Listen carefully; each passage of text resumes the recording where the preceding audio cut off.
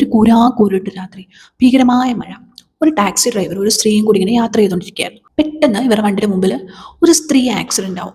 ചുറ്റുമുള്ള റോഡുകളെല്ലാം മഴ പെയ്ത് വെള്ളം കയറിയതിനാൽ ഇയാൾക്ക് ആശുപത്രി കൊണ്ടുപോകാൻ കഴിഞ്ഞില്ല. അപ്പോൾ ഇയാൾ തൊട്ടടുത്തുള്ള ഒരു മോട്ടലിലേക്ക് കൊണ്ടുപോകും. ഇവരെ പോലെ തന്നെ പെട്ടുകിടക്കുന്ന കുറച്ച് സ്ട്രേഞ്ചേഴ്സും ഉണ്ട്.